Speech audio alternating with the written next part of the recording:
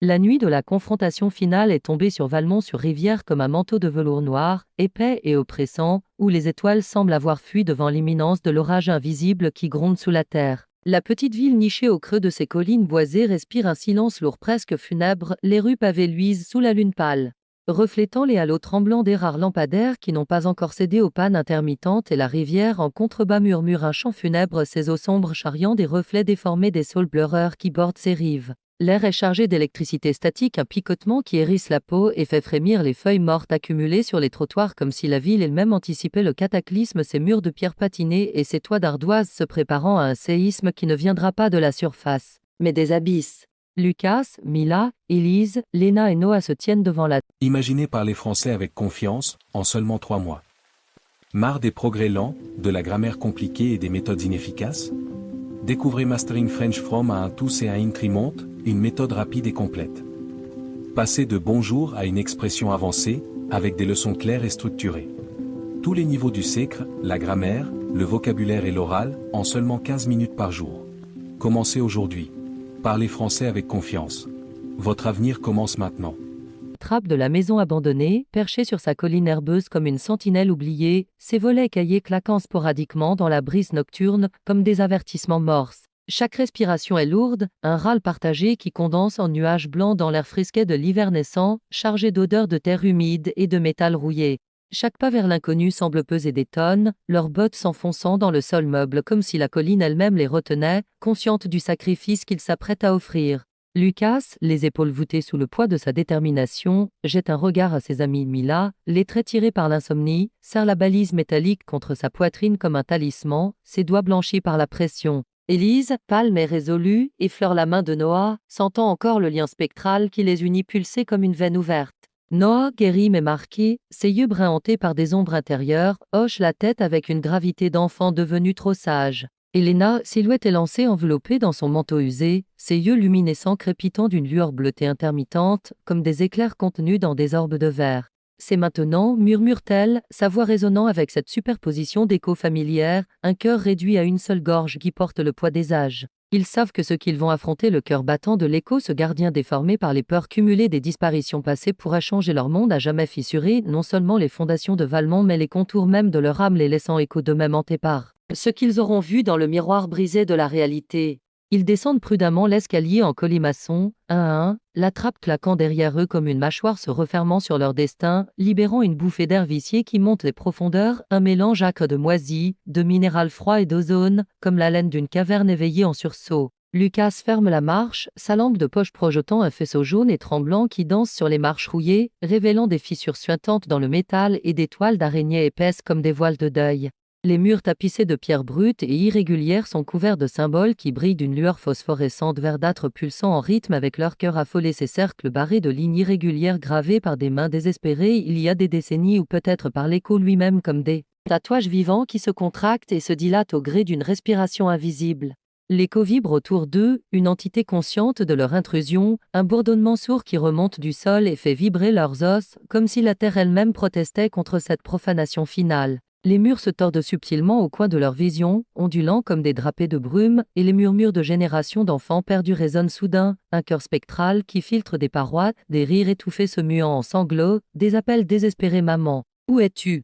Un mélange de peur enfantine et d'espoir ténu, comme des échos piégés qui cherchent une sortie depuis 1960, 1975, 1987, et tous les silences entrent. Élise trébuche légèrement sur une marche inégale, son souffle se coupant net, submergé par un flash de vision, des petites mains tendues dans le vide, des visages flous pressés contre une lumière blanche impitoyable. Ils nous attendent, halète-t-elle, serrant la main de Noah qui la stabilise d'un geste ferme, son propre regard voilé par des souvenirs qu'il n'a pas encore verbalisés.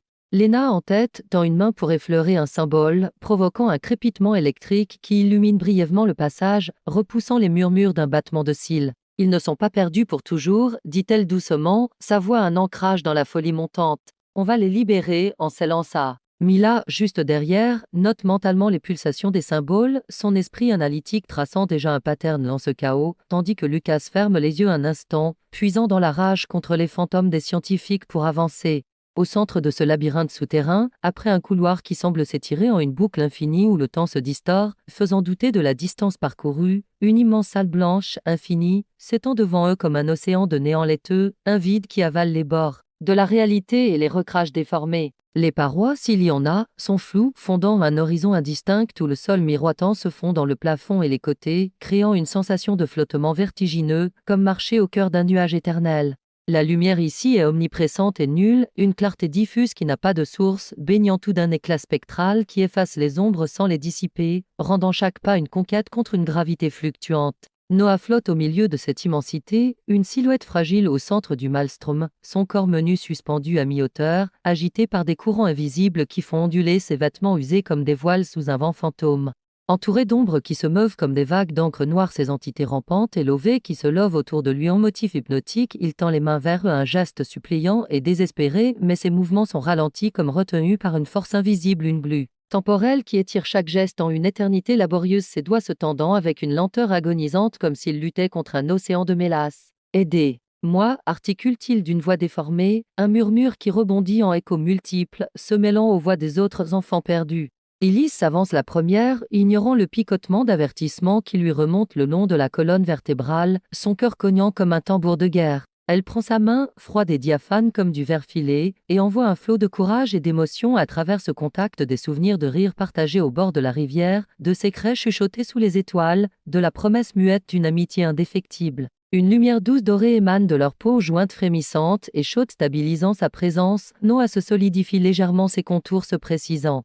Un sourire fugace illuminant son visage pâle tandis que les ombres les plus proches reculent en sifflant comme des serpents repoussés par une flamme. « Je suis là », souffle Élise, des larmes coulant sur ses joues, se vaporisant dans l'air aseptisé, son lien avec lui forgé dans les visions et les vibrations agissant comme un phare dans la tempête. Léna, sentant le moment propice, ouvre la balise que Mila lui tend d'une main tremblante, ses doigts effleurant le métal gravé qui chauffe sous sa paume comme un cœur éveillé.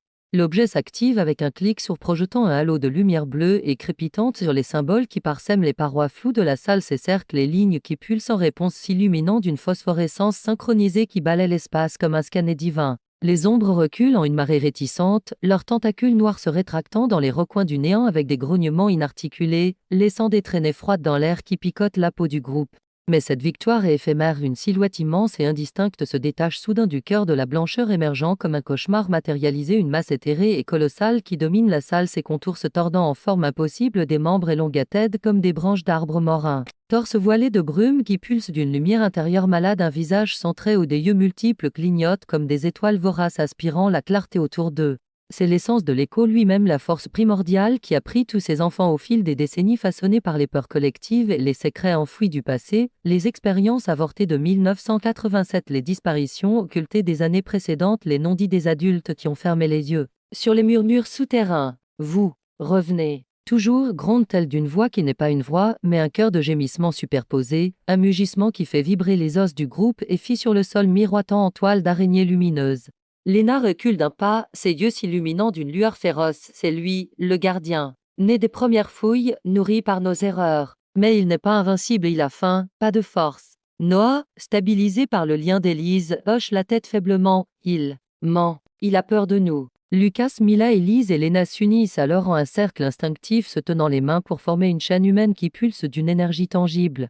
Leurs paumes moites glissant mais tenaces, canalisant leur volonté collective sur un objectif commun, scellé, l'écho refermait ces portes du passé qui saignent encore dans la trame de la réalité. Mila, les yeux fermés, visualise les patterns des symboles comme des équations à résoudre imposant l'ordre au chaos. Lucas puise dans sa rage fraternelle un feu qui le consume mais le propulse. Élise irradie l'amour pur, ce lien inaltérable qui a traversé les mondes. Elena, le pivot, projette des éclairs bleutés de ses doigts, tissant un filet d'énergie qui enveloppe le groupe comme un bouclier. Ils synchronisent leur souffle en un rituel primal, inspire, expire, un rythme qui fait battre leur cœur à l'unisson, un tambour de chair et de sang contre l'abîme. Chaque vibration dans la salle, ces ondes sourdes qui font onduler les parois comme une mer déchaînée, correspond à une pulsation de l'écho, un pouls géant qui accélère en réponse à leur intrusion, mais à mesure qu'ils s'harmonisent, que leur courage se fond en une symphonie indivisible. Les ombres reculent davantage, se dissolvant en volutes grises qui s'évaporent dans la blancheur. La lumière ambiante devient plus pure, passant d'un éclat spectral à une clarté cristalline, un diamant intérieur qui repousse les ténèbres comme l'aube chasse la nuit. illuminant les visages du groupe d'une lueur intérieure qui les fait paraître plus grands, plus entiers. Noah, entièrement stabilisé par ce flux partagé, flotte maintenant avec une grâce retrouvée, ses pieds effleurant presque le sol miroitant. Il guide leurs actions d'une voix claire, quoique encore éraillée par les échos. Là, le symbole principal au centre. Inversez-le avec la balise. Et les trois sur les côtés, touchez-les ensemble. Ces indications, forgées dans son calvaire, sont précises, comme si l'écho lui avait octroyé une carte intérieure des pièges et des verrous. Les murs vibrent violemment en protestation, un tremblement qui soulève des vagues dans le sol et projette des éclats de lumière comme des éclats d'obus, faisant chanceler le groupe. Des pseudopodes d'ombre jaillissent des fissures, effleurant leurs chevilles d'un froid qui ronge l'âme, murmurant des tentations. Reste avec nous. Oublie le monde au-dessus, mais ils tiennent bon, refusant de céder à la peur qui les assaille comme une marée toxique.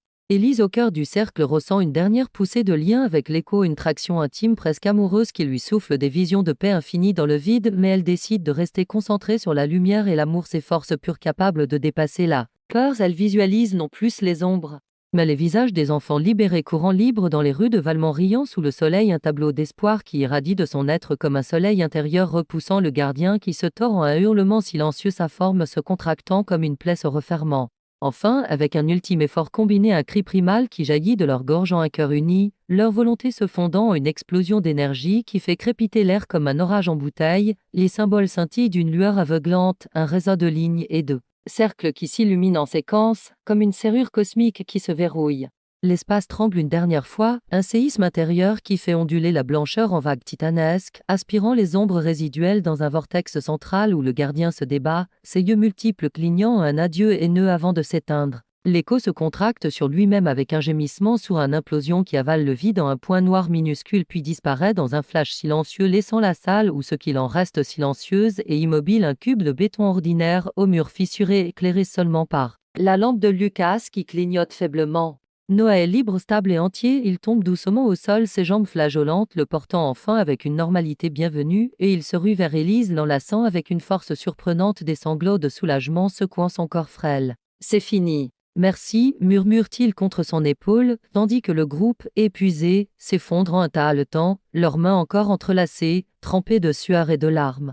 Il remonte à la surface d'un pas chancelant, l'escalier en colimaçon semblant plus court, plus réel, les symboles sur les murs désormais inertes, ternes comme de vieux graffitis oubliés. La trappe de la maison abandonnée est redevenue une simple ouverture dans le sol, un trou béant dans le plancher craquant, sans plus de rat maléfique, comme si l'écho n'avait jamais existé au-delà d'un cauchemar partagé. Ils émergent dans la nuit qui s'éclaircit, l'air frais de l'aube les giflant comme une récompense, chassant les relents de vide et de froid de leurs poumons.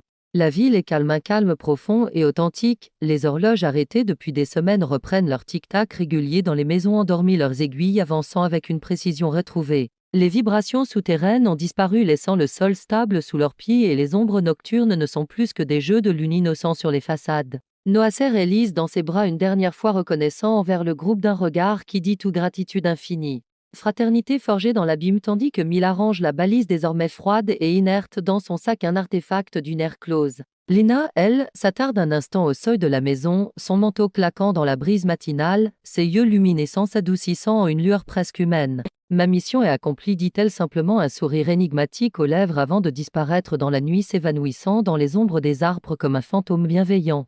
Laissant un mystère, était-elle une survivante de 1987, une émanation de l'écho lui-même ou un guide envoyé par les échos des enfants libérés? Son départ est un vide doux amer, un chapitre qui se ferme sans explication, mais avec la promesse qu'elle veillera, quelque part. Lucas, Mila, Élise et Noah sortent de la maison pour de bon, leurs silhouettes se découpant contre l'horizon qui rosit, conscients que leur vie ne sera plus jamais la même, les nuits porteront toujours une pointe d'appréhension, les rires une profondeur nouvelle, et les silences une richesse de souvenirs.